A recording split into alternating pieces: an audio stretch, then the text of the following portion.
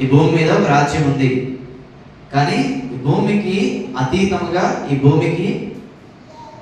భూమి మీద ఉన్న రాజ్యమే శాశ్వతమైన రాజ్యం కాదు, కానీ పరలోక రాజ్యం అనేది ఒకటి ఉంది.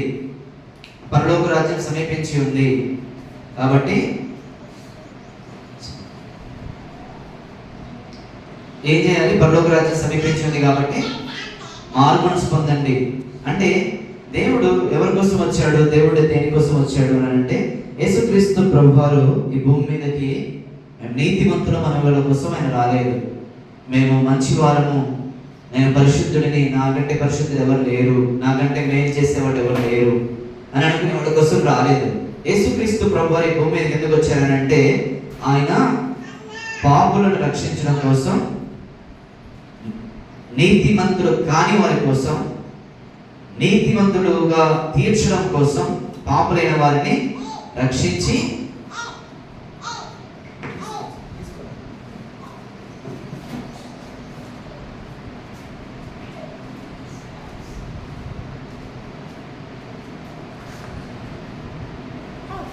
ఒకసారి చూద్దామా? 1 తిమోతి 1:15.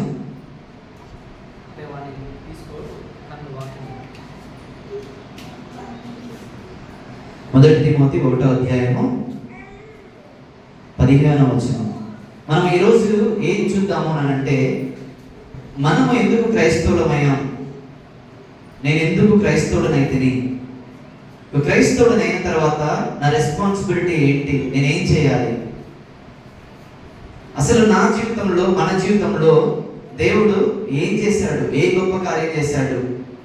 అసలు దేవుడు ఏమై ఉన్నాడు? దేవుడు ఎవరు? చాలా మందికి దేవుడు ఎవరు, మీ దృష్టిలో దేవుడు ఎవరు అని చెప్పేసి అని అడిగితే ఏమంటారనంటే, దేవుడు ఒక శక్తి అయి ఉన్నాడు, దేవుడు గాడ్ ఈస్ పవర్ అని అంటారు, దేవుడు శక్తి అని అంటారు. కానీ బైబిల్ ఏమని సెలవిస్తా ఉందనంటే, దేవుడు అనే ఆయన ఒక person, not only the power, ఆయన ఒక పర్సన్. ఆ యొక్క పర్సన్ అంటే ఏంటంటే, ఆ పర్సన్ని మనం ఏం చేయొచ్చు? తాకి చూడొచ్చు. నువ్వు ఇక్కడ ఒక మనిషి ఉన్నాడు, ఒక పర్సన్ ఉన్నాడు, ఏం చేయొచ్చు? నేను మాట్లాడొచ్చు, చూడొచ్చు, తాకొచ్చు, వినొచ్చు, అవతల వ్యక్తి మాట్లాడేది మనం వినొచ్చు. అంటే ఒక పర్సన్కి ఆయనకి ఏముంటుంది? ఎమోషన్స్ ఉంటాయి. ఆయన ఒక మనిషికి ఏముంటుంది? ఎమోషన్స్ ఉంటాయి. ఆయన కూడా మనతో మాట్లాడాలని చూస్తూ ఉంటాడు, మనం ఆయనతో మాట్లాడొచ్చు, ఆయన మనతో మాట్లాడొచ్చు. దేవుని యొక్క లక్షణాలు, దేవుని యొక్క గుణగణాలను మనం ఒకసారి జ్ఞాపకం చేసుకుంటే, God is a person, God is not the power.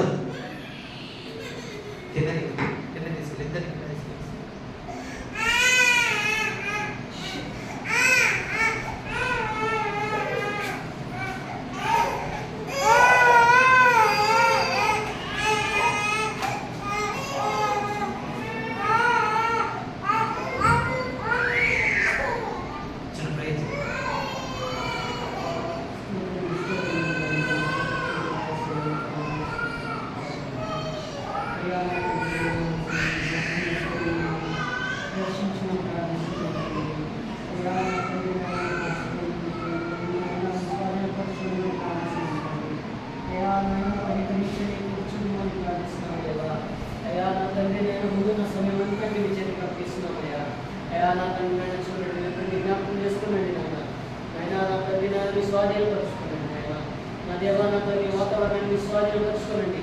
అయినా చదవచ్చుమని ప్రార్థిస్తున్నాం నా తండ్రి. వేడిని తీవ్రతను తగ్గించమని ప్రార్థిస్తున్నాం నా తండ్రి. నాయన కరెంట్ని స్వాధీనపరచుకోమని ప్రార్థిస్తున్నాం నా తండ్రి. నా తండ్రి, ఆయన సాధారణ యొక్క నా తండ్రి ప్రతి తంత్రములను ఆయన లయపరచమని ప్రార్థిస్తున్నాం నా తండ్రి. అంధకార శక్తులన్నింటినీ లయపరచండి దేవా. నా తండ్రి, నా తండ్రి, మీ దాసుడు నా తండ్రి వాటిని బోధించుకుంటారు నా తండ్రి. మీ దాసుడు నా తండ్రి మీ స్వాధీనంలో ఉంచుకోమని ప్రార్థిస్తున్నాం దేవా. నా తండ్రి, ఆయన ముఖాంతర్యం నుంచి మీరు మాట్లాడమని ప్రార్థిస్తున్నాం దేవా. అయ్యా నాయన కనికరించండి, చూపమని ప్రార్థిస్తున్నాం దేవా. అయ్యా నాయన సహాయం చేయండి దేవా. అయ్యా నాయన కనికరించమని ప్రార్థిస్తున్నాం తండ్రి. అయ్యా నా తండ్రి, నాయన బిడ్డలను మీ స్వాధీనపరచుకోమని అయ్యా నా తండ్రి, నాయన ఆలోచనలను తీసివేయమని ప్రార్థిస్తున్నాం తండ్రి. అయ్యా నా తండ్రి, నాయన వాటిని నా తండ్రి మీరు పట్టుకోమని ప్రార్థిస్తున్నాం దేవా. నా తండ్రి, నాయన వాక్యం వినడానికి నా తండ్రి, నాయన వా బిడ్డలు చూపులో కూడా నా తండ్రి వాక్యం పడడానికి నాయన నా తండ్రి మీరు నేను కృపదయ చేయమని ప్రార్థిస్తున్నాం దేవా. అయ్యా కనికరించండి, కృప చూపమని కృప ప్రార్థిస్తున్నాం చూపు. తండ్రి. అయ్యా నాన్న మీకే నా తండ్రినైనా ఉన్న సమయం అంతా నీ అప్పగించుకుంటూ యేసయ్య పరిశుద్ధమైన నామములో ప్రార్థించండి వేడుకుంటున్నాం మా ప్రభు తండ్రి. ఆమేన్, ఆమేన్. మరి ఈ రోజు మనం గమనిద్దాము, అసలు దేవుడు ఏమై ఉన్నాడు అంటే గాడ్ ఇస్ ఎ పర్సన్. ఆయన ఒక టాంజిబుల్ అంటే తాకొచ్చు ఆయన్ని, మనం ఆయనతో మాట్లాడొచ్చు, ఆయన మనతో మాట్లాడతాడు. ఆయన యొద్ద మనకి అన్ని విధములైన కృప, ఆయన యొద్ద మనకి ఏం దొరుకుతుంది ఆయన దగ్గర. అసలు ఆయన ఒక పర్సన్ ఎలా ఉంటాడు ఏంటి అని అంటే, మనం ఏ స్వరూపం కలిగి ఉన్నాడు, ఏ రూపం కలిగి ఉన్నాడు అనేది మనం ఒకసారి గమనిస్తే ఒకసారి చూద్దాము. 1 యోహాను 4వ అధ్యాయము 8వ వచనం ఒకసారి చూద్దాం. 1 యోహాను 4వ అధ్యాయము 8వ వచనము. ఈరోజు దేవుడు ఎవరు, దేవుడు ఏమై ఉన్నాడు, దేవుని యొక్క గుణగణాలు ఏంటి, ఆయన మన జీవితంలో ఏం చేశాడు, మనము ఏ విధంగా జీవించాలి. ఇదే కదా ఒక లైఫ్ మొత్తం, మన ఒక జీవితం, ఒక లైఫ్ స్పాన్ చూస్తే, అంటే మనిషి పుట్టిన దగ్గర నుంచి ఎండింగ్ వరకు ఒక జీవితం మనం ఒక 70 సంవత్సరాలు మనం చూస్తే, మన జీవితంలో మనం ఏం చేయాలి అని అంటే, మన జీవితంలో మనము ఫస్ట్ థింగ్ మనం ఏం చేయాలంటే, ఎప్పుడు కూడా దేవుని వాక్యం అనుసరిస్తా ఉందంటే, give the first priority to the God. ఒకవేళ నీ జీవితంలో, నా జీవితంలో కనుక ఒకవేళ ఏదైనా ఫస్ట్ ప్రయారిటీగా నేను కలిగి ఉండాలి అని అంటే, చాలా మంది ఏమంటారనంటే, బాగా చదువుకునే వ్యక్తిని చూద్దాం. బాగా చదువుకునే వ్యక్తి, ఆ చదువుకునే వ్యక్తి యొక్క ప్రయారిటీ ఏంటి? చదువు ప్రయారిటీ ఉంటుంది. బాగా చదువుకోవాలి, మంచి జాబ్ సంపాదించాలి. గురి ఏమై ఉంటుంది అంటే, నేను బాగా చదువుకోవాలి, బాగా రాణించాలి, మంచిగా మార్క్స్ సంపాదించుకోవాలి, తర్వాత మంచి ఉద్యోగం సాధించాలి. అంటే ఒక మనిషి యొక్క గురి ఏంటి అని అంటే, ఈ భూమి మీద, ఈ భూ సంబంధమైన వ్యక్తి, భూమి మీద ఉన్న వ్యక్తి, ఆ యొక్క గురి ఏముంటది అని అంటే, లోక సంబంధం అనేది ఉంటది. కానీ ఒక క్రైస్తవునిగా, ఒక ప్రభువుని ఎరిగిన పిల్లలుగా మన గురి ఏమై ఉండాలి అని అంటే, మనము మన ప్రభువుని ఎరిగిన వారమై ఉండాలి, మనము మన ప్రభువుని తెలుసుకున్న వారమై ఉండాలి. ఎందుకంటే ఈ భూమి మీద ఉన్న వాళ్ళకి, శరీర సంబంధమైన వాళ్ళకి, వాళ్ళ యొక్క గమ్యం ఏంటి, వాళ్ళ యొక్క డెస్టినేషన్ ఏంటి అని అంటే, వాళ్ళ డెస్టినీ ఏంటి.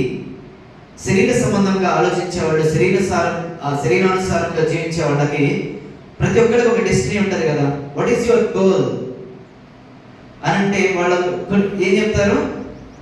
బాగా సంపాదించాలి, బాగా సంపాదించిన తర్వాత పిల్లల్ని పెంచాలి, పిల్లల్ని పెంచిన తర్వాత పిల్లలకి ఆస్తులు సంపాదించాలి, ఆస్తులు సంపాదించిన తర్వాత పిల్లల్ని చూడాలి, తర్వాత మంచిగా ప్రశాంతంగా మేము చనిపోవాలి అని చెప్పేసి అట్లా అనుకుంటారు.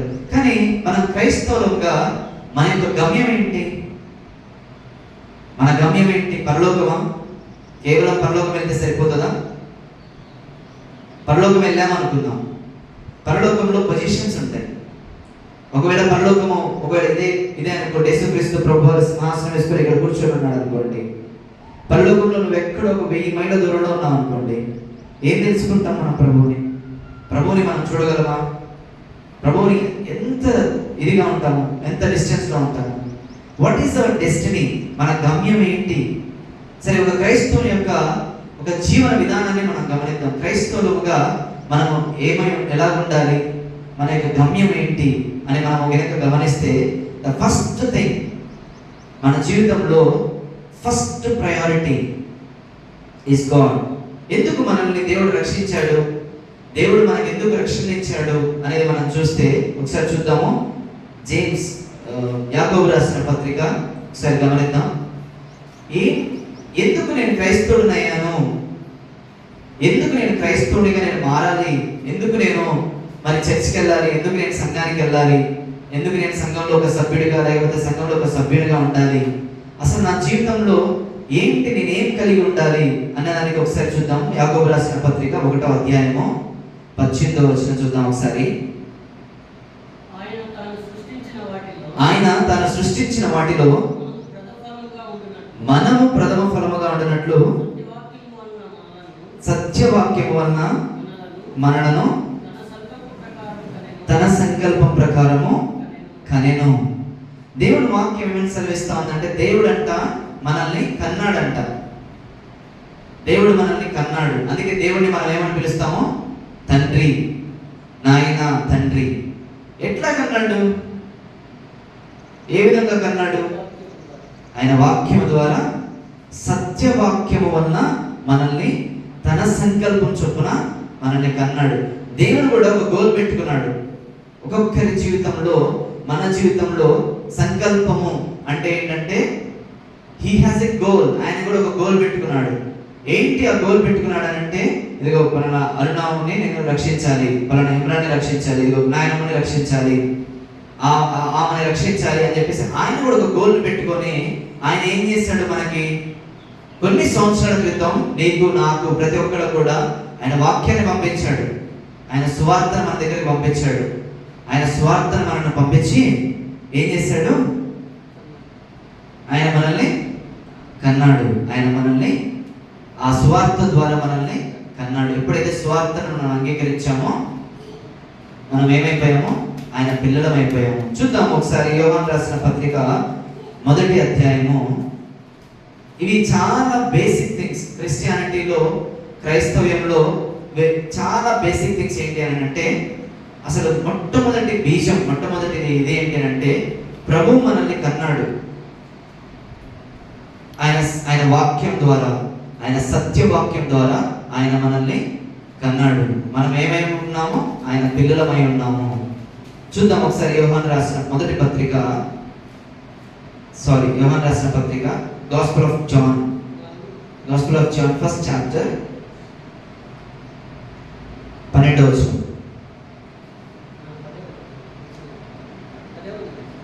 యోహాను రాసిన గాస్పెల్ ఆఫ్ జాన్, సువార్త, యోహాను సువార్త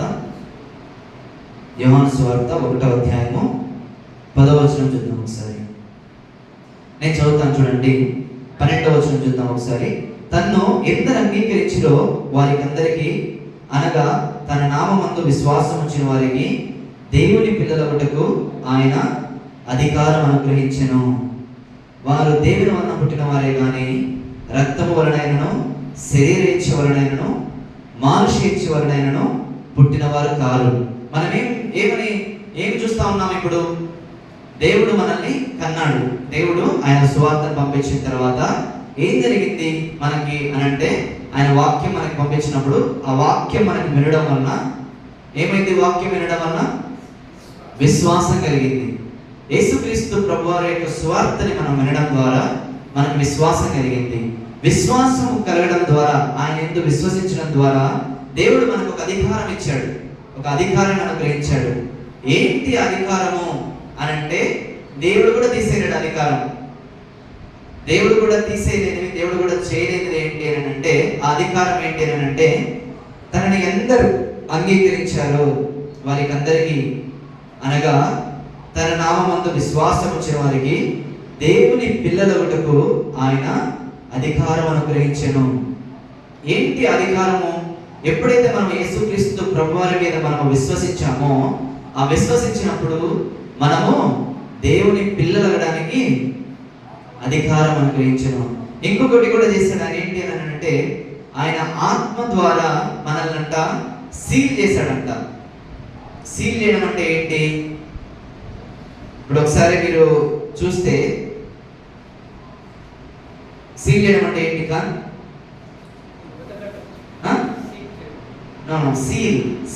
సీల్ చేయడం అంటే, ఇప్పుడు ఒక ఆఫీసర్స్ ఉన్నారనుకోండి, ఒక ఆఫీసర్స్ ఉన్నప్పుడు ఆ ఆఫీసర్స్ ఒకవేళ సపోజ్ ఒక షాప్కి వెళ్ళారనుకో, షాప్కి వెళ్ళినప్పుడు ఆ షాప్లో డేట్ ఎక్స్పైర్ అని అలాంటి కనుక ఉంటే ఏం చేస్తారు?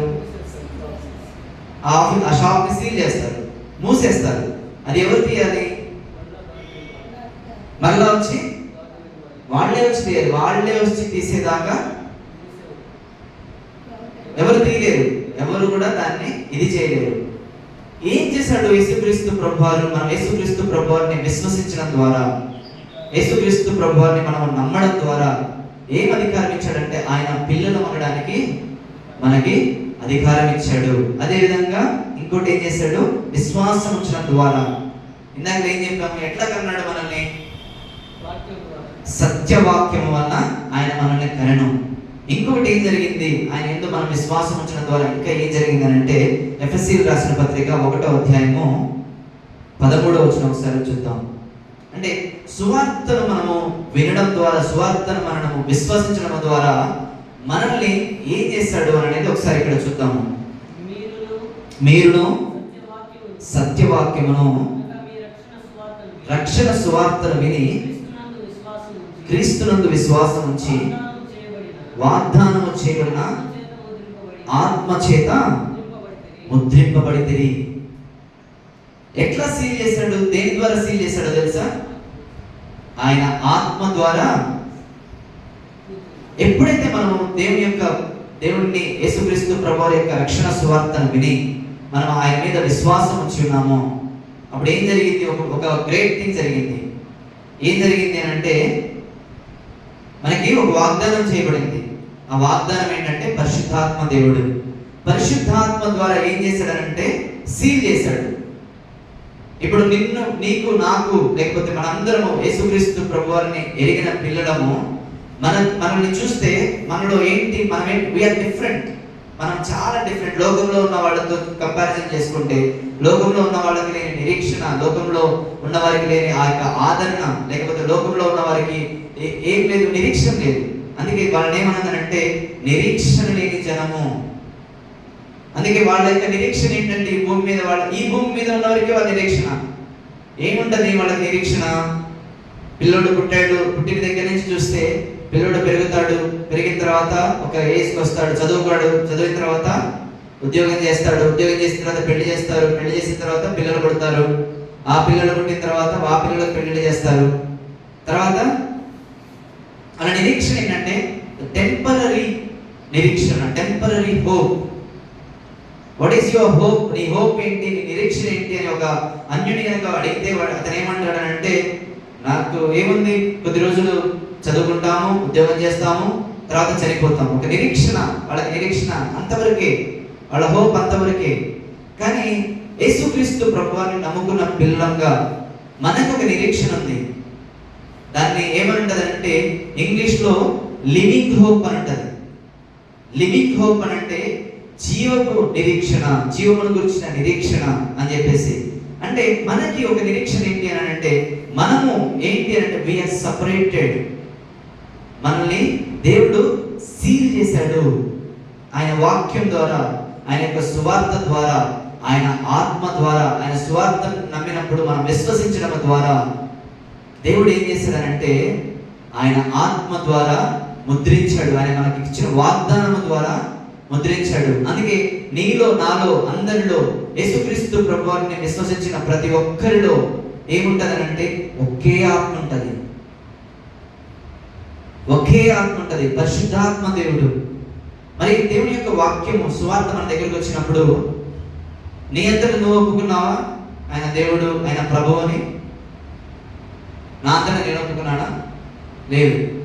ప్రభువు, పరిశుద్ధాత్మ దేవుడే మనల్ని ఆయన్ని ప్రభువుగా అంగీకరించాడు. దేవుని వాక్యం ఏమని సెలవిస్తా ఉందనంటే, ఆయన ఆత్మ ద్వారా తప్ప ఎవ్వడు కూడా ఆయన్ని ప్రభువుగా అంగీకరించినట్ట. దేవుడు మన పట్ల చూపించిన ఎంత ప్రేమ, దేవుడు ఎంత ప్రేమ మన పట్ల చూపించాడు అని అంటే, అసలు దేవుని ప్రేమ ఏంటి అని అంటే, మొట్టమొదటిది ఏంటి అంటే ఆయన మనకి రక్షణ ఇచ్చాడు. రక్షణ ఇచ్చి ఏం చేశాడు? ఆయన పిల్లలుగా చేశాడు. ఆయన పిల్లలుగా చేసి తర్వాత ఏం చేశాడు? సీల్ చేశాడు, ముద్రించాడు. ఆ ముద్రని ఎవ్వరు కూడా తీసేయలేరు. దేవుడు మనకిచ్చిన ఆత్మని, ఆయన ఆత్మని ఎవ్వరు కూడా దాన్ని తీసేయలేరు. ఎవ్వరు కూడా ఆ యొక్క ముద్రని తీసేయలేరు. దాన్ని తీసేయడానికి అధికారం ఎవరికి ఉంటుంది అంటే ఒక్క దేవుడికి మాత్రమే, ఒక్క దేవుడికి మాత్రమే అధికారం ఉంటుంది. కానీ దేవుడు తీసేస్తాడా? దేవుడు తీసేయడు. అందుకే దేవుని వాక్యం ఏమైనా సెలవిస్తా ఉందనంటే, మళ్ళీ చూద్దాం యోహాను సువార్తలోనే. అందుకే వారు ఎవరు వాళ్ళంటే ఆయన నామముందు విశ్వాసం ఉంచిన వారు, ఆయన నామాన్ని నమ్మిన వాళ్ళు, యేసుక్రీస్తు ప్రభువారిని నమ్మిన వాళ్ళంట ఎట్లా పుట్టారు అని అంటే, మీరు గమనిస్తే వారు దేవుని వలన పుట్టిన వారే కానీ రక్తము వలనైనను, శరీరేచ్ఛ వలనైనను, మానుషేచ్ఛ వలనైనను పుట్టినవారు కారు. ఆయన ఆత్మ ద్వారా, ఆయన యొక్క వాక్యము ద్వారా మనల్ని కన్నాడు. అయితే మన జీవితం ఎలా ఉండాలి మరి? మన జీవిత గమ్యం ఏంటి? మన జీవిత గమనం ఏంటి? మనం పరలోకం వెళ్ళామనుకుందాం. ఈ భూమి మీద మనము యేసుక్రీస్తు ప్రభువాన్ని ఎంతైతే తెలుసుకుంటామో పరలోకంలో కూడా అంతే తెలుసుకుంటాం. అంత మించి మనకేం ఎక్కువ తెలియదు. అందుకే మన యొక్క ప్రయారిటీస్ ఏమై ఉండాలి? మన యొక్క జీవిత గమనము, మన యొక్క జీవిత గమ్యం ఏమై ఉండాలి అని అంటే, ఒకవేళ నాకు కనుక దేవుడు అవకాశం ఇస్తే, పరిచయం లేదు, ఏం లేదు, సరే ఏంటి నీ యొక్క గమ్యం ఏంటి, నీ యొక్క గమనం ఏంటి, నువ్వు అసలు ఏం చేయదలుచుకున్నావు, ఏం చేయాలనుకుంటున్నావు అంటే, నీ జీవితంలో నీకు ఒక గోల్ ఏంటి అని కనుక ఒకవేళ అడిగితే ఒకే ఒకటి నేను చెప్తాను ఏంటంటే, నా ప్రభువుని నేను ఈ భూమి మీద ఎరగాలి, నా ప్రభువుని నేను తెలుసుకోవాలి, నా ప్రభువు ఏమై ఉన్నాడో, ఆయన యొక్క గుణగణాలు ఏమై ఉన్నాయో. అందుకే అది చాలా తక్కువ మందికి మాత్రమే. ఇప్పుడు అనేక మంది, చాలా మంది సంఘానికి వస్తారు, సంఘంలో ఉంటారు. చాలా మంది ఏమని అడుగుతారని అంటే ఆయన చెయ్యి చూస్తారు. చాలా మంది దేనికి సంఘానికి వస్తారనంటే, మాకు ఆశీర్వాదం కావాలి, ఇదిగో మాకు పలానా ఇది ఉంది, పలానా కష్టం ఉంది, పలానా నష్టంలో ఉన్నాము, మనల్ని ఆశీర్వదించాడు, దేవుడు ఆశీర్వదిస్తాడని మేము సంఘానికి వచ్చామని అంటాం. మంచిదే, దేవుడి ఆశీర్వాదం కోసం మనం సంఘానికి వస్తాము, దేవుని ఆశీర్వాదాలు మనం పొందుకుంటాము. కానీ అది మనం ప్రైమరీ గోల్ కాకూడదు. మన ప్రైమరీ గోల్ ఏమై ఉండాలనంటే, నా ప్రభువు ఏమై ఉన్నాడు, నా ప్రభువు నన్ను ఏ విధంగా ప్రేమించాడు, నా ప్రభువు ప్రేమ ఏంటి, నా పట్ల దేవుని చిత్తం ఏమై ఉంది, దేవుని యొక్క ఉద్దేశం ఏమై ఉంది, సరే ఆ చిత్తానుసారంగా నేను దేవునిలో నడుస్తున్నానా లేదా, ఆ చిత్తానుసారంగా నేను నడవడం కోసం నేనేం చేయాలి, అసలు నేను ఎలాగ తెలుసుకుంటాను, తెలుసా మనకి అసలు నా పట్ల దేవుని ప్రణాళిక ఏంటి, అసలు నన్ను ఎందుకు దేవుడు క్రైస్తవునిగా చేశాడు, ఎందుకు నన్ను క్రైస్తవునిగా చేసిన తర్వాత అసలు నేను అంతమంది, కొన్ని కోట్ల మంది అంటే ప్రభువు నన్నే ఎందుకు చూస్ చేసుకున్నాడు, ప్రభు ఎందుకు నాకు రక్షణ ఇచ్చాడు, నా పట్ల దేవుడి ఉద్దేశం ఏమై ఉంది అని ఎప్పుడైనా ఆలోచించామా?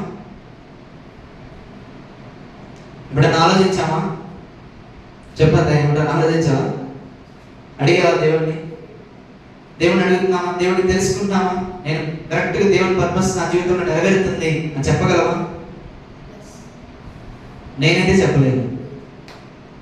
నాకు ఇంకా అర్థం కాలేదు దేవుని యొక్క చిత్తం ఏమైంది, దేవుడు నన్ను సృష్టించిన, నాకు ఇచ్చిన రక్షణ యొక్క ఉద్దేశం ఏంటి, రక్షించాడు ఓకే, నా పట్ల దేవుని యొక్క ఉద్దేశం ఏమైంది కంప్లీట్గా తెలియగానే మనం కొంచెం కొంచెం తెలుసుకుంటూ ఆయన చిత్తంలో మనము ఆయన చిత్తాన్ని నెరవేర్చాలి. అందుకే పరలోక ప్రార్థనలో ఒక ప్రార్థన ఏముంటుందంటే, నీ చిత్తము పరలోకమందు నెరవేర్చబడినట్లు భూమి మీద నెరవేర్చబడును గాక అని చెప్పి ప్రార్థన చేస్తాం. అదేవిధంగా మనం ఏమని ప్రార్థన చేయాలంటే, ప్రభువా నీ చిత్తము పరలోకమందు నెరవేరబడినట్లు మా జీవితాల్లో, నా జీవితంలో నెరవేర్చబడును గాక. మనము క్రైస్తవులుగా మనం తెలుసుకోవాల్సింది ఏంటంటే మొట్టమొదటిగా నా ప్రయారిటీ ఏంటి, అసలు నన్ను ఎందుకు రక్షించాడు ప్రభువు, రక్షించినప్పుడు ఏమైంది, నా ప్రయారిటీస్ ఏంటి. అందుకే దేవుని వాక్యం ఏమైనా సెలవిస్తా ఉందంటే, మత్తయి సువార్త 6:33 చాలా మంది ఆశీర్వదించండి, దేవుడు ఆశీర్వదించాలి అని అంటారు. కానీ దేవుడు ఆశీర్వదించిన ఒక కండిషన్ ఉంది. మత్తయి సువార్త 6:33 ఒకసారి చూద్దాం. కాబట్టి మీరు ఆయన రాజ్యమును నీతిని మొదట వెతుకుడి, అప్పుడు అన్నీ మీకు అనుగ్రహించబడును. రేపటి గురించి మీరు చింతించొద్దు, రేపటి దినము దాని సంగతులను గురించి చింతించను, ఏనాటి కీడు ఆనాటికి చాలు. దేవుడు ఏమని సెలవిస్తా ఉన్నాడు అని అంటే, మరి ఈ వాక్యం ప్రకారం ఏమని సెలవిస్తా ఉన్నాడు అని అంటే, మొట్టమొదట క్రైస్తవునిగా యేసుక్రీస్తు ప్రభువాన్ని ఎరిగిన వాళ్ళంగా మనం ఏం చేయాలి అని అంటే, మొదట ఆయన ఏమనుంది? ఆయన రాజ్యమును ఆయన నీతిని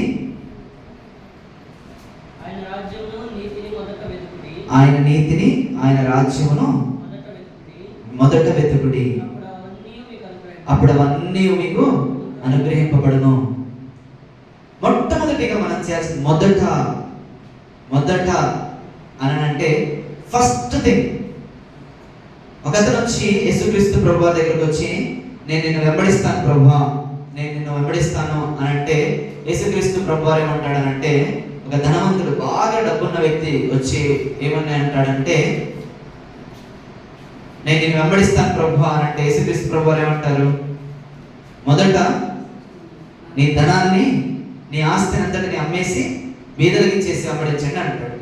ఎందుకు మొదట అని అన్నాడనంటే అతని జీవితంలో అతని యొక్క మొత్తం హృదయం అంతా దేనితో నిండబడింది. అందుకే దేవుడు వాక్యం అనుసరిస్తా ఉందంటే నీ ధనం ఎక్కడుందో నీ మనస్సు నీ హృదయం అక్కడ ఉంటుంది అని చెప్పేసి దేవుడికి ప్రయారిటీ ఇవ్వకుండా పైకి ఏం చెప్తా ఉన్నాడు? నేను వెంబడిస్తా ప్రభువా, నీ మార్గాల్లో వెంబడిస్తా, నువ్వు ఎక్కడికి వెళ్తే అక్కడికి వెళ్తా, నువ్వు ఎక్కడ నడిస్తే అక్కడికి వెళ్తా, నువ్వు వెంబడిస్తాను ప్రభువా అని అంటే యేసుక్రీస్తు ప్రభువారు ఆ సరే వచ్చేయి అని చెప్పడం లేదు. యేసుక్రీస్తు ప్రభువారు హృదయములను ఎరిగిన దేవుడు, ఆయన అంతరంగములను పరిశోధించే దేవుడు. వెంటనే వచ్చి అనడం లేదు. అయితే నీకు ఒకటి కొదువుగా ఉన్నది, యేసుక్రీస్తు ప్రభువారిని వెంబడించడం కోసం ఒక కొదువుగా ఉంది. ఏంటి ఆ కొదువుగా ఉన్నదంటే నీకున్న ఆస్తి నీకు కొదువుగా ఉన్నది. యేసుక్రీస్తు ప్రభువారిని వెంబడించకుండా, యేసుక్రీస్తు ప్రభువారికి మన జీవితంలో ఫస్ట్ ప్రయారిటీ ఇవ్వకుండా ఒకవేళ ఏదైనా ఉంటే మన జీవితంలో మనం పరిశీలన చేసుకుందాం. పైకి మనము దేవుడిని నమ్ముకున్నాము, దేవుడిని వెంబడించాము అని చెప్తాం, కానీ మన జీవితంలో దేవుడి కంటే ఎక్కువగా మనం దేనికి ప్రయారిటీ ఇస్తున్నామో దాన్ని వెంబడిస్తూ ఉన్నాం. దేవుడు దాన్ని యాక్సెప్ట్ చేయడు, దేవుడు దాన్ని అంగీకరించడు. అబ్రహాము ఇస్సాకు గురించి మనం చూద్దాం. అబ్రహాం ఏం చేస్తా ఉన్నాడనంటే దేవుడి కంటే ఎక్కువగా ఇస్సాకును ప్రేమించడం స్టార్ట్ చేశాడు. దేవుడు నీ నుంచి నా నుంచి ఏం ఎక్స్పెక్ట్ చేస్తాడనంటే అన్నిటికంటే ఎక్కువగా మనము దేవుడిని ప్రేమించాలి. ఎందుకు ప్రేమించాలి చెప్పండి? ఆయన ఎక్స్పెక్ట్ చేస్తాడు. దేవుడు మరి నా జీవితంలో మరి నేను క్రైస్తవుడైన తర్వాత నేను చేయవలసింది ఏంటి, మొట్టమొదటిది నేనేం చేయాలి అని అంటే మనము దేవుణ్ణి ప్రేమించాలి, దేవుణ్ణి వెతకాలి. అందుకే ఏమని సెలవిస్తా ఉంది? మొదట నా నీతిని నా రాజ్యమును వెతుకుడి. ఫస్ట్ మనం ఏం చేయాలంటే ఆయన నీతిని వెతకాలి, ఆయన్ని ప్రేమించాలి. ఎందుకు ప్రేమించాలి చెప్పండి? ఆయన ఎందుకు ప్రేమించాలి?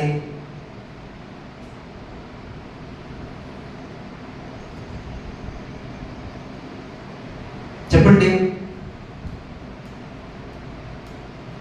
ఎందుకు ప్రేమించాలి చెప్పండి? ఆయన ఎవరు చెప్పండి? ఎందుకు ఆయన ప్రేమించాలి? ఆయన మనకు రక్షణ ఇచ్చాడు కాబట్టి, ఇంకా ఆయన మనకన్నీ మేలు చేశాడు కాబట్టి, ఆయన రక్తం ద్వారా మనల్ని కడిగాడు కాబట్టి, ఆయన మన తండ్రి కాబట్టి మనల్ని మనం ప్రేమించాలి. ఇవన్నీ మంచి రీజన్స్. అయితే మొదట మనం ఏం చేయాలి? మొదట అసలు ఏం జరిగింది అని అంటే చూద్దాం ఒకసారి. 1 యోహాను 4వ అధ్యాయము 19వ వచనం చూద్దాం.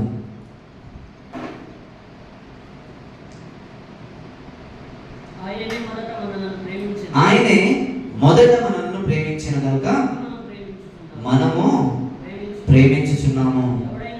చాలు. మొదట ఆయన ఏం చేశాడంట? మనల్ని ప్రేమించాడు. మనల్ని ఆయన మొదట ప్రేమించాడు కాబట్టి మనం ఆయన్ని ప్రేమించబద్ధులమై ఉన్నాము. మనం ఆయన్ని ప్రేమించాలి. మొదట మనం ఏం చేయాలి అని అంటే ఆయన్ని, నీతిని, ఆయన రాజ్యాన్ని మనము వెతకాలి. మరి దేవుణ్ణి ప్రేమించడం అంటే ఏంటి? దేవుణ్ణి ప్రేమించడం అనేది అసలు ఏంటి? దేవుణ్ణి ప్రేమించడం అంటే ఏంటి? పొద్దున్నే లేచాము, ప్రార్థన చేసుకున్నాము, వాక్యం చదువుకున్నాము, పనులకు వెళ్ళాము, మళ్ళీ వచ్చాము, సాయంత్రం ప్రార్థన చేసుకున్నాము, సాయంత్రం కూడా సాయంత్రం పడుకున్నాం, మంచిగా పడుకున్నాం. మన రోజంతా ఇదేగా జరిగేది. రోజు జరిగేది ఒక కామన్ క్రైస్తవుడిగా ఇదేగా జరిగేది. అసలు ఏంటి దేవుణ్ణి ప్రేమించడం అంటే ఏంటి? ఇవి చాలా ప్రాముఖ్యమైన క్వశ్చన్స్ మనం వేసుకోవాలి. మనం దేవుణ్ణి ప్రేమిస్తున్నామా లేదా, దేవుణ్ణి మనము ప్రేమిస్తున్నామా లేదా అనేది ఎట్లా తెలుస్తుంది? ఆయన ఆజ్ఞల్ని పాటిస్తున్నామా లేదా, ఆయన నీతిని మనం వెతుకుతున్నామా లేదా, ఆయన్ని మొట్టమొదటి ప్రయారిటీ ఆయన మన జీవితంలో ఇస్తున్నామా లేదా అని చెప్పే దాన్ని బట్టి ఉంటుంది. అందుకే చూద్దాం ఒకసారి 1 యోహానులోనే 5వ అధ్యాయము 2వ వచనం చూద్దాం ఒకసారి. ఫస్ట్ నుంచి చదువుదాం ఒకసారి. ఫస్ట్ నుంచి చూద్దాము, మొదటి వచనం నుంచి చూద్దాం. యేసే క్రీస్తు ఉన్నాడని నమ్ము ప్రతివాడును దేవుని మూలముగా పుట్టినవాడు, పుట్టించిన వానిని ప్రేమించు ప్రతివాడును ఆయన మూలముగా పుట్టిన వానిని ప్రేమించును. మనము దేవుని ప్రేమించుచు ఆయన ఆజ్ఞలను నెరవేర్చు వారిమైతమా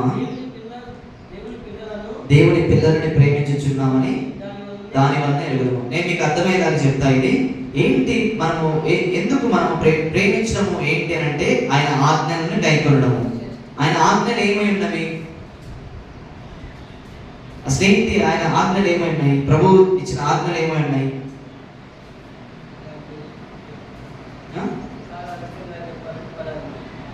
నార్మల్గా మన పాత నిబంధనలు అయితే 10 ఆజ్ఞలు ఉన్నాయి. కొత్త నిబంధనలు అయితే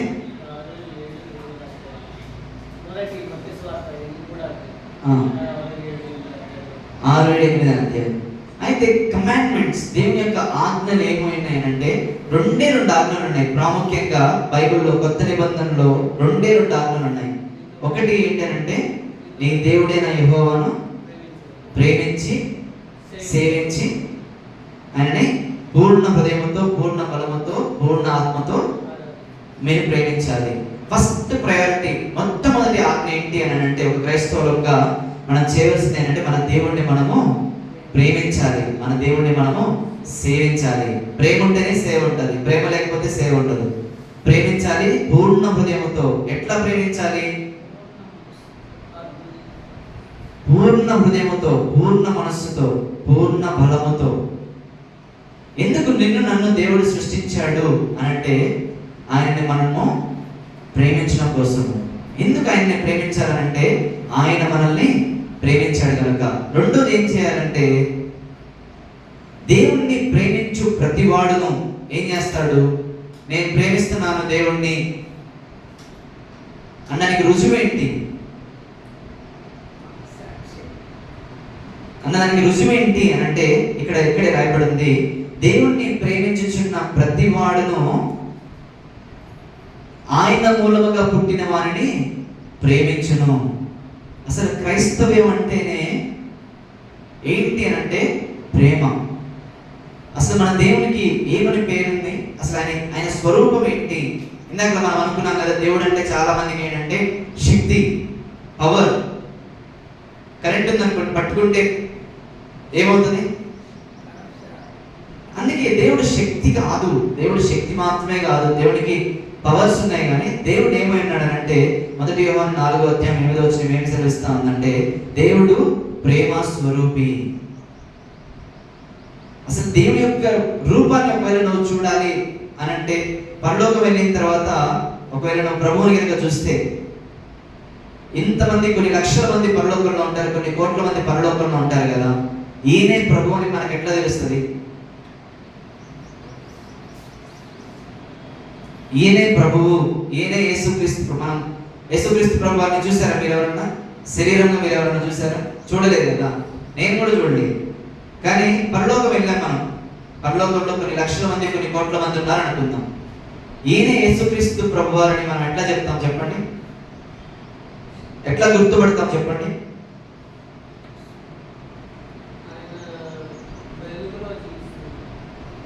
అందరికీ వెలుగు ఉంటుంది కదా, ఆయన వెలుగు ద్వారానే మనం జీవిస్తాం. ఓకే, అది కూడా కరెక్టే. కానీ అసలు ఈయనే యేసుక్రీస్తు ప్రభువారు. ఇప్పుడు మోషే ఉన్నాడు అనుకుందాము, ఏలియా ఉన్నాడు అనుకుందాము, లేకపోతే దానియేలు ఉన్నాడు అనుకుందాము, పరిశుద్ధులైన వాళ్ళందరూ చాలా మంది ఉన్నారు అనుకుందాము. కానీ ఈయనే అని ఎట్లా తెలుస్తుంది? కృపాసనం. సరే, కొత్త నిబంధన ప్రకారము మనం కూడా దేవుని యొక్క కుడి పార్శ్వన కూర్చొని ఉన్నాం. యేసుక్రీస్తు ప్రభువారు కూర్చున్నాడు. యేసుక్రీస్తు ప్రభువారితో కూడా మనల్ని కూడా కూర్చుంటబెట్టిన దేవుడు వాక్యం సెలవిస్తూ ఉంది. కానీ ఈయన యేసు ప్రభువారిని ఎట్లా తెలుస్తుంది చెప్పరా? ఆయన కొంతమందికి పరలోక దర్శనాలు కలిగినాయి, కొంతమంది సేవకులకి దర్శనాలు కలిగినప్పుడు వాళ్ళు వెళ్ళి పరలోకానికి వెళ్ళారు. పరలోకంలో వెళ్ళిన తర్వాత ఒక వ్యక్తిని చూశారు. ఆ వ్యక్తి ఏంటంటే మిక్కిలి సాత్వికుడు అంట. మిక్కిలి సాత్వికుడు. ఆయన దగ్గరికి ఎట్లా ఉందనంటే, ఆయన చూస్తేనే కంప్లీట్ ప్రేమ. ఇప్పుడు నువ్వు నేను పరలోకం వెళ్ళామనుకోండి, నువ్వు నేను కంప్లీట్ ప్రేమతో ఉన్నవాడు మాత్రం. యేసుక్రీస్తు ప్రభువారిని మనం ఎట్లాగా కనుగొంటామని అంటే, ఆయన ముఖముని మనం చూస్తున్నప్పుడు ఆయనలో ప్రేమ, ఆయనలో ఉన్న సాత్వికము, ఆయనలో ఉన్న ఎవరైతే మిక్కిలి సాత్వికం కలిగి ఉంటున్నారో పరలోకంలో, ఆయన యేసు ప్రభువారిని మనం గుర్తుపడతాం. ఇంకొకటి ఏ రకంగా గుర్తుపడతామంటే, ఆయన గాయముల్ని మనం చూసి, ఆయన ప్రేమించాడు కాబట్టి ఆ ప్రేమ ద్వారా వలన సిలువలో మనందరి నిమిత్తం ఆయన గాయపరచబడ్డాడు. ఇంకోటి ఎట్లా ఆయన గుర్తుపడతామంటే, ఆయన ఎట్లా ఉన్నాడు? యేసుక్రీస్తు ప్రభువారు పరలోకంలో ఎలా ఉన్నాడు? ఇప్పటికి కూడా వధించిన గొర్రె పిల్లవలే ఆయనకి గాయములు ఉన్నాయంట. ఆయన గాయములు ఇప్పటికీ, మరి మనుషులంగా మనం చేసిన పాపముల వలన ఆయన గాయపరచబడ్డాడు. ఆ గాయములు ఇప్పటికీ కూడా ఉన్నాయంట. మరి యేసుక్రీస్తు ప్రభువారిని ఎరిగిన మనము ఏం చెప్పబడింది అట్లా? సత్యవాక్యము వలన ఆయన మనల్ని కనెను. విశ్వాసము ద్వారా ఆయన పిల్లలగడానికి మనకు అధికారం అనుగ్రహించెను. మనల్ని ఎందుకు దేవుడు సృష్టించాడు? మన గమనం ఏంటంటే రెండు విషయాలు చెప్పేసి నేను ముగిస్తాను. మొట్టమొదటిది ఏంటి అంటే, మనం ప్రభువుని ప్రేమించడము, ప్రభువుని వెతకడం కోసము, ప్రభు యొక్క రాజ్యంలో పనిచేయడం కోసము, దేవుడి రాజ్యాన్ని మనం వెతకడం కోసము ఆయన మనల్ని ఎంచుకున్నాడు. రెండోది ఏంటి అంటే, ఆయన మూలముగా పుట్టిన ప్రతి వారిని ప్రేమించడం కోసం పుట్టాడు. మనం పుట్టాము. మనల్ని ఎందుకు ఆయన రక్షించాడనంటే, ఒకరినొకరు ప్రేమించుకోవడం కోసం. This is the 2 commandments. These are the 2 commandments. ఈ 2 ఆజ్ఞలు మాత్రమే దేవుడు మనకి ఇవ్వడం జరిగింది. దేవుడు ప్రేమ స్వరూపి. ఇంకొకటి ఏంటి? ఆయన ఎటువంటి వారి కోసం ప్రాణం పెట్టాడు? ఎలాంటి వాళ్ళని మనం ప్రేమించాలి? ఎలాంటి వాళ్ళు? ఇప్పుడు సంఘంలో అందరూ బాగున్నారనుకోండి, మంచి వాళ్ళు అనుకోండి, మంచి వాళ్ళైతే ప్రేమిస్తాం కదా, మంచి వాళ్ళైతే ప్రేమిస్తాం కదా. అదే చెడ్డ వాళ్ళు వస్తే, ఒక తాగుబోతు ఇప్పుడు సంఘానికి వచ్చాడు అనుకోండి, పక్కన కూడా కూర్చోడానికి ఇష్టపడు. వ్యభిచారి సంఘంలోకి వచ్చేది అనుకోండి, కూర్చోడానికి ఇష్టపడు. ఎందుకు? చెడ్డదమ్మా, పాపం చేశాడు, వాడు దుర్మార్గుడు, వాడు లాంటి మనిషి అసలు లేడు అని చెప్పేసి. సరే, మనం ఎలాంటి వారు? మన ప్రభువుని ఎరగక ముందు మనం ఎలాంటి వారు? అసలు మన హృదయం ఎలా ఉంది? దేవుని యొక్క స్టాండర్డ్లో మనల్ని చూసినప్పుడు మనం తేలిపోతాం. అయితే ఎటువంటి వారిని మనం ప్రేమించాలి? మన యొక్క సహోదరుని, మన యొక్క యేసుక్రీస్తు ప్రభువారిని ఎవరైతే నమ్మినారో, విశ్వసించినారో, వారిని ఎటువంటి వారైనా కానీ సరే మనం ప్రేమింపబద్ధులమై ఉన్నాము. అదే దేవుని ఆజ్ఞ. 2 ఆజ్ఞలు. ఈరోజు దేవుడు ఏమని మాట్లాడుతున్నాడు అంటే, 2 ఆజ్ఞలు మీరు చేయవలసింది ఏంటి అని అంటే, మొదట నా నీతిని, నా రాజ్యం వెతకండి, నీ దేవుడైన యెహోవాని నీ పూర్ణ హృదయముతో, నీ పూర్ణ ఆత్మతో, నీ పూర్ణ బలముతో ప్రేమించండి, తర్వాత సేవించండి. రెండవ ఆజ్ఞ ఏంటి అంటే, నిన్ను వలె నీ పొరుగువారిని ప్రేమించండి. నిన్ను నీవు ఏ విధంగా ప్రేమించుకుంటావో ఆ విధంగా ప్రేమించండి అని చెప్పేసి పాత నిబంధనలో చెప్తుంది, నిన్ను వలె నీ పొరుగువారిని ప్రేమించండి అని చెప్పేసి. కానీ క్రొత్త నిబంధనలు ఏమని సెలవిస్తానంటే, యేసుక్రీస్తు ప్రభువారు ఏమంటాడంటే, నేను నిన్ను ఏ విధంగా అయితే ప్రేమించానో ఆ విధంగా ప్రేమించండి అని చెప్పేసి అంటున్నాడు. ఒకసారి చూద్దాం, 1 యోహాను 3:16 ఒకసారి చూద్దాం. ఎట్లా ప్రేమించాలి, ఏ విధంగా మనం ప్రేమించాలనేది ఇక్కడ దేవుని వాక్యం సెలవిస్తా ఉంది. ఆయన మన నిమిత్తము తన ప్రాణం పెట్టిన కనుక దీని వలన ప్రేమ ఎట్టిదని తెలుసుకుంటున్నాము. మనము కూడా మన సహోదరుల నిమిత్తము మన ప్రాణములను పెట్టబద్దులమై ఉన్నాము. ఎట్లాగా ప్రేమించాలి అని అంటే ఏమంటున్నాడు ప్రభు? ఏమంటున్నాడు? అసలు ప్రేమ అనేది ఎట్లాగా, ఆయన ఏ విధంగా ప్రేమించాడు మనల్ని అంటే, ఆయన మన నిమిత్తము ప్రాణం పెట్టాడు. మనం ఆయన మన నిమిత్తము ప్రాణం పెట్టాడు కాబట్టి మనం కూడా మన యొక్క సహోదరుడి నిమిత్తము ప్రాణం పెట్టవలను అని చెప్పేసి దేవుని వాక్యం సెలవిస్తా ఉంది. సంఘంలో చేర్చబడిన తర్వాత, సంఘానికి వచ్చిన తర్వాత, ఈ సంఘంలోనికి ఎవరైతే, ఈ సంఘంలో ఎటువంటి భేదములు ఉండవు. చాలా సంఘాలు వచ్చేసి పలానా కులస్తులకి లేకపోతే పలానా వాళ్ళకి ఈ సంఘం అని ఉంటుంది. కానీ అందుకే దేవుని వాక్యం అనుసరిస్తా ఉంది, సంఘంలో జ్ఞానుడని లేరు, చదువుకున్న వాళ్ళని లేరు, జ్ఞానుడని లేరు, వాళ్ళని లేరు, వీళ్ళని లేరు, మంచి వారిని లేరు, చెడ్డ వారిని లేరు. ఒక్కసారి సంఘంలో చేర్చబడిన తర్వాత, సంఘంలోనికి చేర్చిన తర్వాత వాళ్ళు ఏమవుతారనంటే మనకి సహోదరుడు అవుతారు. ఆ సహోదరుడి నిమిత్తము మన ప్రభు ఏ విధంగా అయితే ప్రాణం పెట్టాడో అట్టి విధముగానే మనం ప్రాణం పెట్టాలన్నమాట. ఏంటి మన యొక్క గమ్యం, మన యొక్క గమనం ఏంటి? ప్రభు మనల్ని ఎందుకు ఎంచుకున్నాడు, ఎందుకు మనల్ని క్రైస్తవులుగా మనం ఉన్నామనంటే రెండు థింగ్స్ మనం చేయాల్సింది ఏంటంటే, ఒకటి ప్రభువుని ప్రేమించాలి, రెండు ప్రభువు నిమిత్తం మన ప్రభువుని ఎరిగిన వారి నిమిత్తం ప్రాణం పెట్టబద్దులమై ఉన్నాము. మనం కూడా అట్టి విధమైన ప్రేమతో మనం ప్రేమించాలి. దేవుడి చిన్న వాక్యాన్ని దీవించిన గాక. ప్రార్థన చేసుకుందాం. మహాపరిషుద్ధుడైన తండ్రి, పరలోకమందున్న మా దేవ, ప్రభువా మీకు వందనాలు, స్తోత్రములు చెల్లిస్తున్నాను దేవా. నాయనా, మరి ఇదిగో మీరు మమ్మల్ని ప్రేమించిన విధముగా ప్రభువా మేము ప్రేమించడానికి ప్రభువా మీరు మాకు సహాయం దయచేయండి. ప్రభువా మరి మీరు మా కోసం ప్రభువా తండ్రి నాయన సిలువలో ప్రభువా మీరు బలియాగముగా ప్రభువా మరి అర్పించబడి ఉంటున్నారు. అయ్యా మరి ఇదిగో మొట్టమొదటి ప్రయారిటీ ప్రభువా తండ్రి నాయన, అయ్యా మొదటి ప్రయారిటీ ప్రభువా మరి మీకు ఇవ్వవలసి ఉన్నది ప్రభువా. మా జీవితంలో నువ్వు ఏం చేసినా కానీ ప్రభువా అయ్యా నీకు మొదటి ప్రాధాన్యత కలుగునట్లుగా ప్రభువా అయ్యా తండ్రి నాయన మేము చేయనట్లుగా ప్రభువా మీరు సహాయం దయచేయండి, కృపను దయచేయండి, కనికరాన్ని దయచేయండి. అయ్యా మరి ఇంతకాలం మీరు మమ్మల్ని కాపాడారు, మమ్మల్ని మీకు మీ సన్నిధిలోనికి ప్రభువా మరి మీరు వచ్చి ఉంటున్నారు ప్రభువా. అయ్యా దాన్ని బట్టి మీకు వందనాలు, స్తోత్రములు ప్రభువా. మరి మిమ్మల్ని ప్రేమించి మిమ్మల్ని సేవించడానికి మీరు సహాయం దయచేయమని, కృపను దయచేయమని, దినమంతా మీరు మాకు తోడేయండమని యేసు నామములో అడిగి వేడుకొనుచున్నాను ప్రభు తండ్రి. ఆమేన్, ఆమేన్. మన తండ్రి అయిన దేవుని ప్రేమ, కుమారుని యొక్క కృప, పరిశుద్ధాత్మ యొక్క అన్యోన్య సహవాసము మనకును సకల పరిశుద్ధులకును సదాకాలము తోడేయండును గాక. ఆమేన్, ఆమేన్.